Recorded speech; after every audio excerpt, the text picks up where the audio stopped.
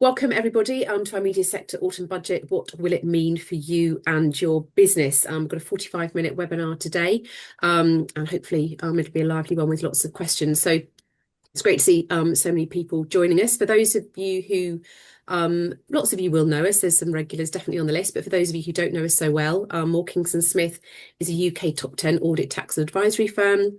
We work with clients across lots of different sectors, as well as not-for-profit and private client. We're also part of More Global, which is an international network with presence in over 100 countries. So very well positioned to help our clients with their international operations and ambitions. But in our West End office, we work exclusively with media and marketing services businesses. So that spans marketing services, film, TV, music, gaming, actors and entertainers, and theatre. And actually, we had a media summit this week at BAFTA, which had events across lots of those different sectors. And I'm sure many of you will have been there. So that brings us nicely on to today's webinar. So today we're going to be focusing on the recent budget announcements and trying to, where we can, pick out the bits that are particularly relevant for the media sector. So introducing our speakers. Leigh Collins is a partner in our entrepreneurial tax team. She has 25 years experience of advising clients in a broad range of taxes and supports owner-managed businesses throughout every stage of their life cycle. And that might be starting up, throughout their growth phase, or to when they eventually exit. And we have Chris Buckden, who is a director in our entrepreneurial tax team, and he specialises in commercially focused tax advice for both owner-managed businesses and their owners, again, spanning a broad range of taxes. So before we kick off, just a little bit of housekeeping. There will be feedback forms at the end. Please do fill it out. It's super helpful for us. The webinar is being recorded, so please do share it with any of your colleagues or peers who are unable to make it today. And like I said, please do ask questions. This webinar is for you. So for you to get the most out of it, please do put questions into the Q&A function. I'll keep track of them and I'll try to weave them into the webinar as we go along. So with that, I think I will hand over to Leigh and Chris to get started. Thank you. So hi everyone, the backdrop to this fiscal event, the manifesto pledges, which as a reminder were no increases to the rates of income tax, no increases to national insurance, no increases to VAT, barring the removal of the exemption for school fees, a cap on the main rate of corporation tax at 25%, and a wide commitment not to increase taxes on working people. The Prime Minister refused to repeat those pledges shortly before the budget, leading to an expectation that some of them could be in peril yesterday. And we're going to explore in this webinar how the Chancellor has managed to work around some of those manifesto commitments. And of course, before the grand unveiling of the budget, we had a period of rampant speculation and floating of ideas, including potential increases to income tax rates, the introduction of an exit tax, pension tax reform, changes to property taxation, an application of national insurance contributions to partnership profits. And as a final flourish for good measure, the pre-budget leak of OBR economic forecasts, which included some detail of the budget measures.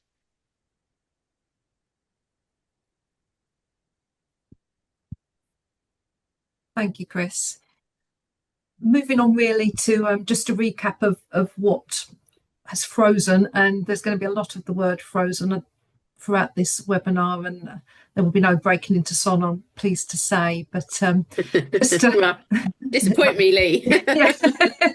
I'm sure there are people on the call that can sing far better than me, but I'll stick to tax. But the freezing of thresholds, income tax, the personal allowance, which is just above £12,000 at 12,570. That's staying the same until 6 years' time. The 40% rate, which is known as the higher rate threshold, which is just over 50k, that's also staying the same. And the additional rate, which is people know as the 45% tax rate, which kicks in at just over £125,000 per tax year, that is also staying the same. And this is until April 2031. So it's 6 years away, quite a long time, and unprecedented in the recent budgets.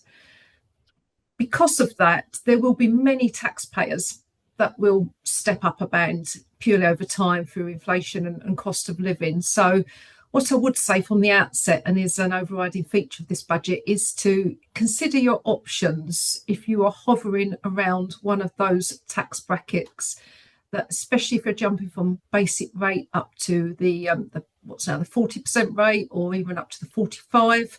There are things you can do if you think in advance, and we do have time to think about that. So that's the important thing to take away from this session.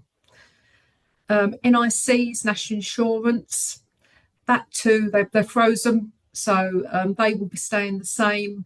And of course, as you step through the bands over these next 6 years, the national insurance will be the same too. So that is also frozen until April 2031. Always like to add a bit of good news to anything that's brought through. There is good news for pensioners. If their only sole income is their state pension. Now, given the fact that the thresholds are staying the same, over time with inflation, state pension will creep up above the 12% personal, 12 grand personal allowance. But the good news is at the moment they will have to pay the few £100s when they're sent a simple letter to pay their taxation online, normally with the help of a family member. But from 2027-28, if they only receive a personal pension, clearly if they get a private pension as well, or any other form of income, that doesn't count. But it probably will go over the banding in the years to come, but that additional tax will not be required to be paid, which is good news for the baseline state pension pensioners that we have in our families. So that's really good to know from the outset, and will stop them from worrying. Moving on to the increases that we have. Now, the headlines there mention dividends, savings and property. So they were circling around all their manifesto pledges to come to this outcome in the short term at least. So start with dividends, which probably affect you all in some way, shape or form from April. So not long. The tax rates will increase by 2%, and the ethos behind that is the extra 2% of NIC. You'll see a running theme here that things are trying to be equalised in various shapes or form to be akin to employment income. So you're paying your tax and your NIC on most forms of income. The basic rate will rise to just over 10%, 10.75% on basic rate dividends payable. The upper rate will rise to just over 35%, and the top rate, which is akin to salary of 45%, will rise to just over 30%. Stay the same. My trend stay the same at 39.35%. Now, that's the only rate, and hence why I made that slight error there, that is actually staying the same. We don't quite know why that is. It probably is intentional, so that you, with the runs for owner-managed businesses to effectively retain money within their companies and drive their entrepreneurial owner-managed businesses forward, we think that might be so that there's not a knee-jerk reaction to take that working capital out at the lower rate, potentially. But that's the only one that is staying the same with regards to that. Again, what we would say as a call to action, because this is April 2026, have a think, and we're more than happy to help you with this, as to what is the best thing to do between now and then. Now we have certainty of these rates. Is it best to leave the money within the company if you have excess working capital, and invest within the company to get the best return you can on any excess working capital that you don't need, say in the next 6 months, but have easy access to within the next year? Or do you actually wish at this point want to withdraw it for a reason, and then it's effectively, especially if you're at the lower two rates, it will save you tax, albeit that tax is being brought forward in payment to HMRC. So it really is a balancing act. It depends on your circumstances. We would say don't have a knee-jerk reaction to just withdrawing money for the sake of the 2% if you don't need it. But we're more than happy to speak to you in relation to your personal circumstances and your company's circumstances as a whole to work out what's best for you in the short to medium term at least. So that's So Leigh, just to be yeah. clear then, so if a business owner is already taking a very significant salary, 150k plus, then in practice that they may not be or won't be affected by this 2% increase. Yeah, I don't think a lot of people Yeah. will have appreciated that. Effectively, Yeah. yes, yeah, that's Mm, true. Unlike if you're at the basic rate or the current, let's call it the mm, 40% rate for salary, if you're already a 45% taxpayer, then this won't affect you too much, because we've probably, or you've done an analysis with the increase in CT from 19 to 25. It was actually better to take a salary, at least partially, overall, if you're looking at yourself and your business as a whole. So yes, Esther, you're quite right. It's mm, less of an issue. I would say now's definitely a time. Now we've got the facts for a health check regardless, but absolutely, it's more of a call to mm. action if you are a basic rate taxpayer, i.e. 20%, or indeed a higher rate taxpayer at 40%. Less so if you're already in the 45% bracket, absolutely. Yeah. And the same would apply to savings. We've got another year to look at this. April 2027, the rates will also increase across all the bandings. It's only the dividend height additional rate that isn't changing. So the basic rate will go up to 22% from 20%, the higher rate from 40 to 42, and the additional rate will go up from 45 to 47. Again, is it best to keep your working capital and invest shorter term within your business? Do you need it for other things? Everyone has a different scenario and story to fulfill there, but certainly a time to look at that. And last but not least, property income, buy-to-lets effectively. That's also changing from April 2027, as per the savings incomes that I've just stated. There will be an increase. At the moment, mortgage interest that you pay is restricted to relief if you own the property personally at basic rate at 20%. And in line with the increase in taxation, that will go up to 22% as a basic rate expense relief when you fill out your tax return. Clearly, this does not apply that if you have your property within a corporate structure. That's still, the rules have not changed in relation to that. And again, it's always good to have a health check and look at, is it worth incorporating your personally owned property into a company? There are advantages and disadvantages to that. A lot of it depends on what you bought it for versus what it's worth now. But if those two amounts are roughly the same, it's certainly worth having that conversation, I would say, to see if the cost of doing so is worth the medium to longer term outcome there. Leigh, presumably that triggers stamp duty. It does, yes. Yeah, which is going to be a big factor. Yeah. Esther, to be honest, we've had people come to us where they've said, well, actually, we bought this for 500,000. It's worth about the same amount now, but stamp duty has increased also recently, and you're looking at up to sort of around about the 15% mark, which based on the actual market value, not the gain, is a material sum. So yes, that's the big cost there. If people wanted to just do their homework on that would be the way forwards. Moving on to employee ownership trusts. Now, this is something that we may have spoke to many of you about. Many of you may be thinking of it. It's still around. It's still an efficient way of providing a legacy to your business when you have not got an immediate third-party buyer to hand. That's not to say you cannot sell on to a third party if it shall arise in the future. Now, the current legislation, just to recap, which is always the headline, is that if you sell your shares to an EOT, a trust, they then take the company forward with an employee council. But what you get as the seller of the shares is a proceeds at their market value, and that is 100% exempt from capital gains tax or any other tax indeed. that you may come across.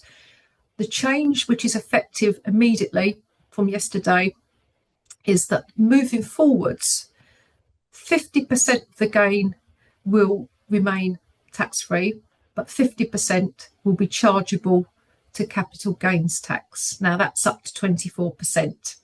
So still a lot better than income tax rates, but the half of your proceeds or gain will then come into charge to tax. And it's worth mentioning that obviously you would think, oh, half's exempt, the 50% that isn't exempt, can I then claim business asset disposal relief, aka entrepreneurs relief as we know it, on that amount, or indeed what's known as investors relief, where you take your money and invest it into another company? And the answer to that, I'm afraid, is no. They've said no to that with regards to moving forwards. But what is clear to mention, it's let's not discount EOTs if they fit your commercial purpose, which is always the rationale for doing it in the first place, even when it was 100% tax-free. It's worth looking at because business asset disposal relief, entrepreneurs relief, is rising. It was 10, it's now 14, and it's going up to 18 next year. Now, if we take the 50% of your gain that's chargeable to capital gains tax, then effectively you are still looking, and people do ask this question, you are still looking at effective rate of half of 24, which is 12. So it's still not a bad way of if it fits your circumstances, and certainly something again we'd be happy to discuss if you were already doing some initial research on it and still would like to move forward on it. The rules and regulations, barring what I've just discussed, are exactly the same as they were before. One thing I would mention, which we would need to look at, is payments are often made over, say, a course of a few years, so they don't put strain on the business. So if, as an example, you were taking £1 million from the business over 3 years, how this would work now is that the capital gains payable on that full amount would be payable when you undertook that transaction. So the tax will be payable on that the following 31st of January, whereas you may actually be getting the cash flow in real terms out of the business over the next 3 years. That's something that we would need to work with you with to mitigate and take point of. But it's certainly doable, and the company can take a short-term loan out should it wish to in order to facilitate that. So certainly something that's not off the table, but there has been an update there. So worth mentioning. I'm particularly cross about this one because it's becoming an increasingly popular route particularly amongst the marketing services community. Quite a lot of my clients have sold to an EOT, and we've taken that through the whole, taken through the whole process, doing the sort of tax, the advisory, the valuation, and the legal work, and it's worked really well for some companies. But like you say, the overall tax saving is still better than selling to a trade buyer. And of course, if you sold to a trade buyer, all the tax would be payable and triggered immediately as well. So actually, it just makes it on a level playing field with that, in terms of having a tax bill to pay up front that you haven't yet had all of the proceeds for. So I agree, it's definitely still a worthwhile route to look at. Absolutely. And you mentioned a good point there, Esther, about if you were selling to a third party, then effectively there will be negotiations over the price, and invariably they tend to try to knock you down rather than up. And yes, even if there's some kind of earn out, you will be taxable under the same way. So there is an alignment with that. And an EOT is still genuinely a really good commercial fit for circumstances where you've got a great senior leadership team and a legacy to take it forward into the next generation, as we spoke about in our recent seminars, etc. There's a lot of appetite for that, but you don't necessarily have it's not at the point where a third party would step in, or you'd want them to. So yes, absolutely. Moving on to inheritance tax now, just to recap on that. The IHT nil band rates and residential rates that you gain in your estate have been frozen. They've been the same for absolutely ages anyway, but again, they're frozen till 2031. It's worth mentioning there was a lot of talk about your main residence, your principal private residence, be subject to inheritance tax. There was no mention of that. Other dearer properties were mentioned, but we're talking £2 million plus. If that is an issue to you, please contact us and we're happy to talk to you on a bespoke basis. But long story short, if you're a couple that own your main home, it passes from one to the other in your estate, and then once the remainder person of you passes away, there is still a £1 million exemption for, say, your parents' main home ultimately. So that is good news. That is still in place, and that applies to people that are spouses, they're married or in civil partnerships. It doesn't apply to cohabiting. So I would say, please don't get married for the sake of tax, but it's also something that, especially with civil partnerships these days, it is quite flexible. So personal choice, but please do look at that as an option if it's going to save you a lot of money that goes to your family rather than HMRC. Also, they clarified that the combined allowance for agricultural property relief and business property relief, which has been the headlines. Obviously, the farmers have been in London on the tractors recently. Those two amounts combined are £1 million within an estate, and that's going to stay that way again until 2031 with regards to that. Leigh, had a question come in about the EOTs, asking whether it affects any of the anything affects the 3,600 tax-free distribution to employees, and whether any of the changes at all for EOTs would affect EOTs that are already in place, or is it just for EOTs, new EOTs from now on?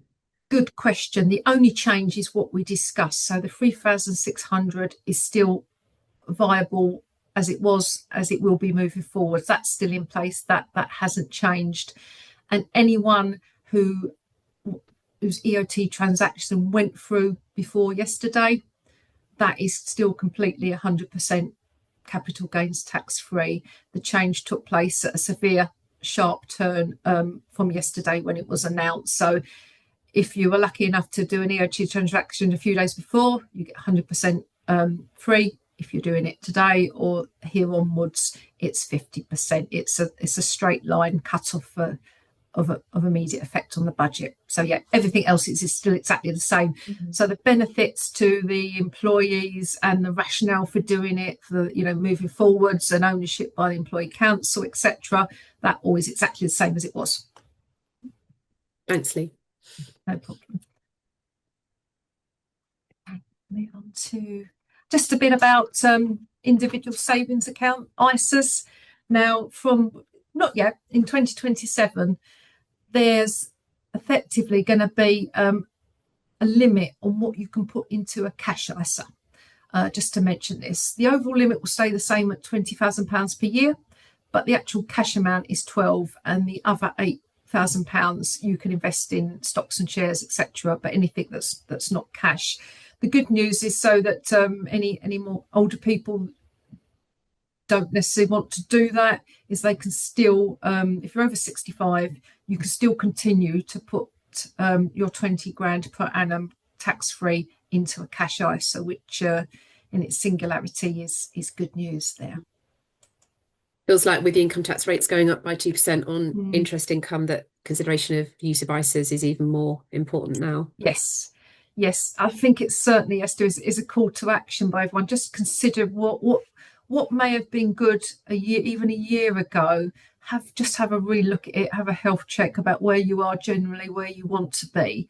Because some of these rates have been put in years in advance. So if you can look at that in order of priority when things are going to change, but keep things as structured and flexible as possible for your own lifestyle, and have a bit of wriggle room for any emergencies, that's as we often do with the media sector that's required, then certainly try to keep it as structured and flexible as possible, but have a relook at it, most certainly. Just a few other things from me. Salary sacrifice from 2029, so a few years down the way. Pension contributions, i.e., if you sacrifice part of your overall gross salary and put that into your pension as a contribution, that at the moment is effectively within the terms of your employment. You can put as much in as you like, and that then reduces both your income tax and your national insurance for you and as an employee. And if you're also the employer or you have an employer, it reduces it for them too. So often there's a meeting in the middle of the saving of some kind. That is going to be limited to £2,000 per annum at the moment from 2029. It's still going to get its income tax relief. This is just going to be subject to national insurance. Now, that date is quite a way off. An election may take place on or before that time. So whether or not this is something on the agenda to meet the current criteria that is required by the current government and meet their pledges, it may well be. But that's way down the line. And people say this may be reversed or just cancelled. But please do bear it in mind, because it is currently, the clock is ticking on it, albeit somewhat away. Another topic, the hum of electric cars is becoming more popular as we walk down the road. The taxable benefit on employee car ownership schemes that you may have, i.e. leased or owned through your employment and your company, that's been delayed as a taxable benefit. It gives an income tax and national insurance saving at the moment. That's not going to change anytime soon, before 2030. There's also an easement or reduction in plug-ins and hybrids that are effectively going to be taking place, but that's been kicked down the road literally till 2028 too. What is going to change, and this is something you'll notice if you drive an electric vehicle, the road tax, the vehicle exercise duty used to be zero. It now isn't, and what they're going to do on top of that, as they're not getting the petrol duties, is from 2028 a new mileage charge for electric vehicles and hybrids will come into force. It's going to be based on some form of estimated mileage, which you then pay along with your road tax. And then I think when you have your MOT, you're going to have to sort of reconcile and divvy it up. It sounds administratively like a bit of a nightmare, but they've got to get these this income, these duties from somewhere once less and less people use petrol and diesel. So that's just to mention there, but not till 2028 again. At that point, I shall pause for breath and a glass of water and pass on to you, Chris. Seamless button change to me for corporate and business tax. A government drive to better support entrepreneurship in the UK is being launched. It will include a call for evidence on tax support for entrepreneurs, such as those in the media sector, exploring the use of EIS and VCT reliefs, EMI schemes, and business asset disposal relief. I'll come on to some quite helpful EIS and EMI changes shortly, so that we can end on a positive and try to hew a stone of hope from the potential mountain of despair, depending on your circumstances. The government aren't making any changes to the main rate of corporation tax or the availability of full expensing of certain capital expenditure. There is going to be a doubling of the penalty for late submission of corporation tax returns. This is an attempt to address nearly 30 years of erosion of the deterrent via inflation, and part of a broader initiative to close the tax gap. We have a few capital allowances changes, including a new 40% first-year allowance for main rate expenditure. So this is not available for second-hand assets or cars, but unlike full expensing, is available to unincorporated businesses such as partnerships and assets used for leasing.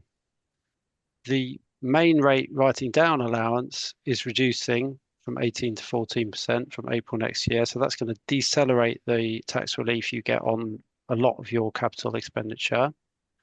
There is a further extension of the 100% first year allowance for zero emission cars and the plant and machinery you need to charge them. Thinking about the creative industries and R&D tax credits, there were no significant changes, but a policy paper regarding legislation to be introduced was published yesterday. This is relevant to companies claiming AVEC, VJEC, and RDEC. And there's 3 technical amendments here, which I'll try and just cover briefly. So payments between companies for the surrender of relief are to be ignored for corporation tax purposes, as long as they don't exceed the tax credit that's being passed between companies. And that really is just providing clarity that the position should be in line with the rules for group relief more widely. There's a correction for the video games tax relief to VJEC transitional rules, which reflects intended policy and really is closing a potential loophole that could have allowed some video game development companies to claim more than others, depending on where their expenditure sat, whether it was in the UK or the EEA. And this sort of links into the shift in the rules from looking at a requirement for a minimum 25% core expenditure being provided from within the UK and EEA to a minimum 10% being on goods or services used and consumed in the UK. I think I've gone into more than enough detail on that, but we're open to any questions about that as required. Also some updates for the calculation relevant to visual effects under AVEC to prevent anomalous results. And HMRC are at pains to point out that this is not about making AVEC less generous, but it's designed to meet an unintended additional generosity that could potentially apply where people are claiming the enhanced rate on visual effects costs. And this is to do really with the interaction of the 80% cap that applies and the fact that visual effects spending is not subject to that cap. On to investor reliefs and share schemes.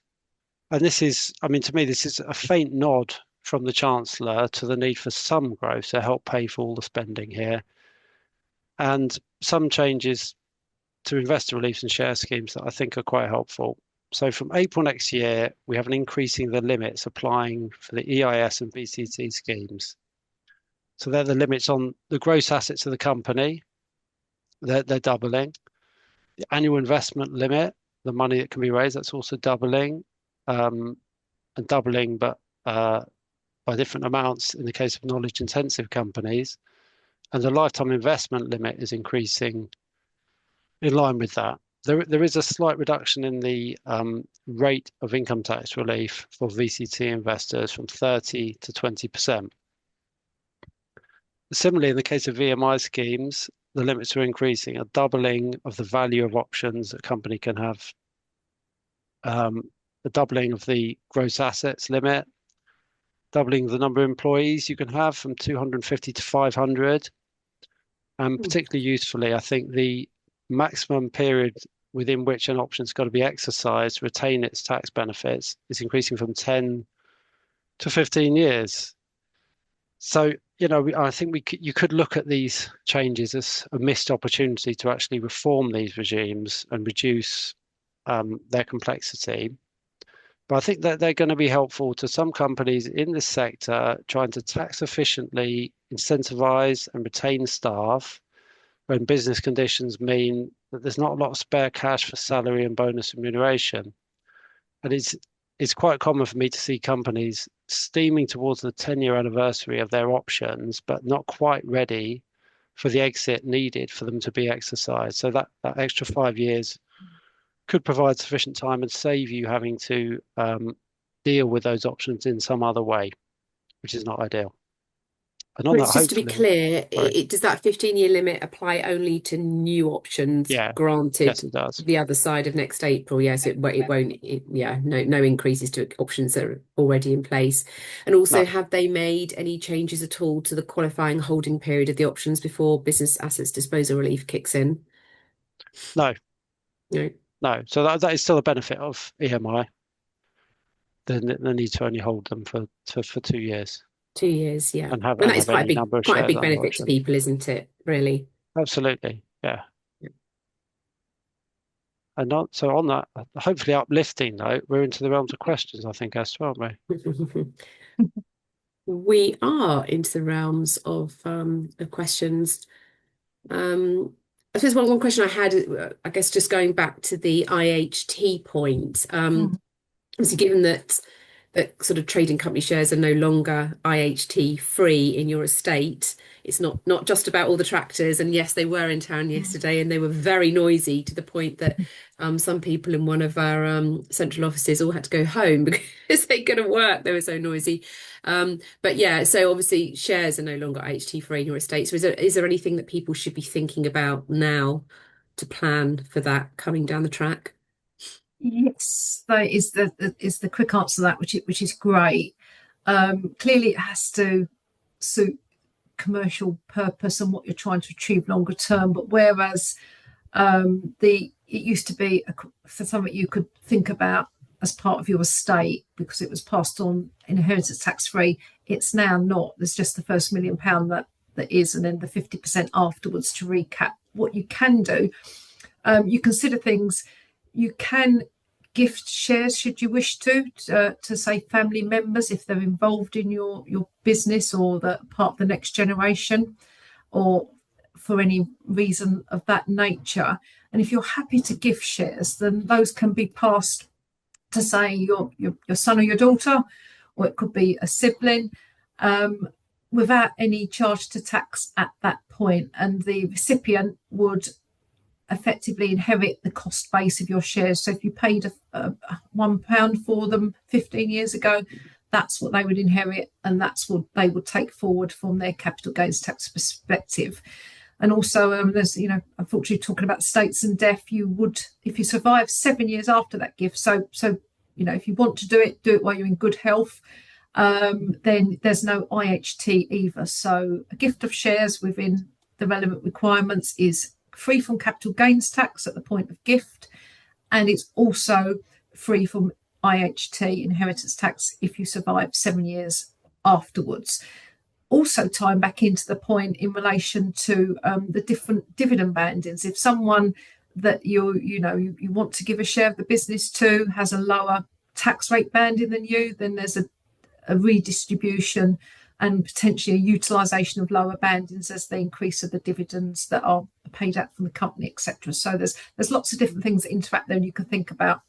The other thing, just briefly, we have specialists that can talk about this with you, but prior to April 2026, so not too long away, so to think about, you can actually put some of your shares into a trust, should you wish to, for your beneficiaries. Now, what that does is take shares from your estate because they no longer belong to you, which is important to consider, and your trust then gets a whole banding of its own. So it will get its own £325,000 estate exemption, and importantly, also gets its £1 million business property relief exemption too. So if the circumstances fit your calls, then you could double up on that £1 million exemption regarding the shares in your business within your estate. So it's a slightly complex issue and needs talking through, but please do contact us. That's a good point, Esther, should you wish to discuss your circumstances and mull things over prior to April 26, where that trust option will disappear. The election option for gifts is currently, there's no change on that at the moment. Mm. And if you don't survive those full 7 years, there is a tapering, isn't there? Have they tinkered with that at all? They haven't, no. It starts at 3 years. So anything up to 3 years after the transfer or gift, you pay effectively the same in your estate as if you hadn't have transferred them, the full 40%. Whereas at 3 years trailing off to 7, there's a gradual reduction of that 40% down to 0. Good. And then just going back to the salary sacrifice, obviously less tax efficient than it was, but they sort of didn't really go quite as far as everyone was sort of initially worried about. So they sort of are a bit of a mechanism still to sort of manage taxable income. What's your views on whether they might sort of go further in the future on those, and how useful salary sacrifice is still on a practical level? It's certainly still very useful, and let's not forget most of it is not really coming in until 2029, so most definitely useful now. It's it still can be income tax efficient. It's just the national insurance element. So yes, certainly use it, especially times are tough at the moment, and you need to be the most cost efficient, creative and incentivizing way of making people engage in order so that everyone can move forwards. And that can be a way of doing that still. People's outlooks have changed. They might want some things that they get that are not literal physical cash that they can gain benefit from through the scheme, like gym memberships and that kind of thing, just from a purely benefit in kind perspective that can have economy of scale. But for salary sacrifice, the main one is still, and probably will continue to be, pensions. And if people want to put money into the pension, it's an efficient way of incentivising your staff, then most certainly it's currently remaining income tax free, but won't from 2029 currently be national insurance free. So absolutely, I would say it's still a hot topic for an option to discuss to incentivise employees. Mm-hmm. Another question around, was there any hint of a change to that temporary increase to employers' NI? So 15% going back down to 13.8. That is the sort of here to stay at the moment. The general theme of the entire budget was to align, as an example, dividends weren't subject to national insurance. The increase of 2% there is to align and sort of nick back that national insurance that you'd get from an employee. It's still certainly part of the equation, because although that there's alignment, there's not the employer's national insurance on that. So it's a very balanced view that we need to look at now. CT's gone up, income tax rates have gone up. What has been equalised with national insurance? There's certainly, within the manifesto, they pledged to not increase certain things, so they've basically just increased other things. To align that back. So rob Peter to pay Paul kind of thing, to coin a phrase. But yes, temporary rises, I think they're here to stay in that respect. So seems that way. Right, I think we have come to the end of our 45 minutes. So thank you everybody for joining us, and thanks Chris and Leigh for that sort of neat run through the budget. I think there may be a couple of more detailed questions that we'll come back to people on. And the webinar was being recorded. I had another question on that. So yes, we will make the recording available to you. So please do share it with people who were unable to make it, or if you missed the beginning of it. So thank you very much, everybody, and enjoy the rest of your day. Thank you. Thank you. Thanks.